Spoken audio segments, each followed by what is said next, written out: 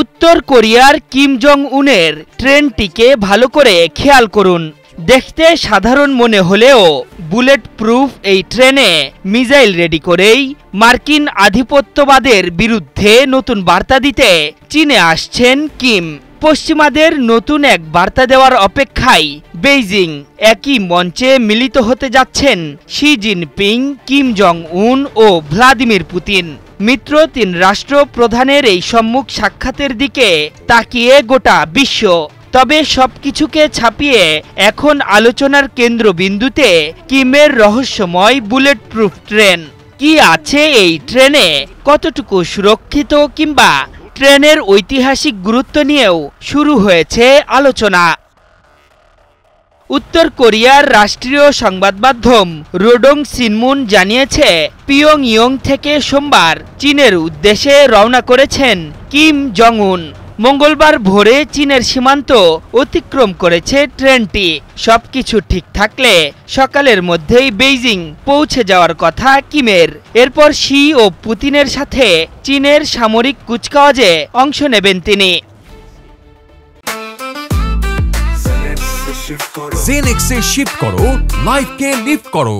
বিশ্লেষকরা বলছেন, ধীর গতির হলেও উত্তর কোরিয়ার পুরনো যাত্রীবাহী উড়োজাহাজের তুলনায় এই বুলেট প্রুফ ট্রেন অনেক বেশি নিরাপদ ও আরামদায়ক।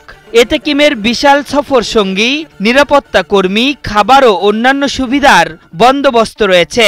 পাশাপাশি আছে কোনো বৈঠকের আগে আলোচ্য বিষয় বা এজেন্ডা নিয়ে আলাপ আলোচনার জায়গা। কয়েক দশক ধরেই এই রীতি চলে আসছে। তবে ঠিক কতটি ট্রেন ব্যবহার করেছে উত্তর কোরিয়ার নেতারা তা নিয়ে কোনো তথ্য নেই। বিশ্লেষকদের মতে প্রতিটি ট্রেনে 10 থেকে 15টি কামরা থাকে। কিছু কামরা শুধু সর্বোচ্চ নেতার ব্যবহারের জন্যই থাকে, শয়নকক্ষ ও বিদেশি মিত্রদের সাথে আলাপের কামরা। অন্য কামরাগুলোতে থাকেন নিরাপত্তা কর্মী ও চিকিৎসা কর্মীরা। সাধারণত ট্রেনে কিমের কার্যালয়, যোগাযোগের সরঞ্জাম, রেস্তোরাঁ ও দুটি সাজোয়া মার্সিডিজ গাড়ি রাখার কামরাও থাকে। এমনকি উত্তর কোরিয়ার সারফেস টু এয়ার মিসাইল থাকারও গুঞ্জন রয়েছে।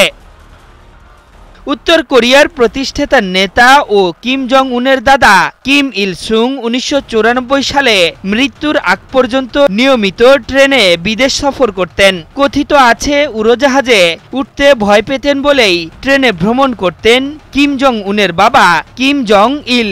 3 বার রাশিয়া সফরে শুধু ট্রেনই ব্যবহার করেছেন তিনি। এর মধ্যে 2001 সালে তিনি 20,000 কিলোমিটার ভ্রমণ করে মস্কো যান। 2011 সালের শেষ দিকে এক ট্রেন যাত্রার সময় হৃদরোগে আক্রান্ত হয়ে মারা যান কিম জং ইল।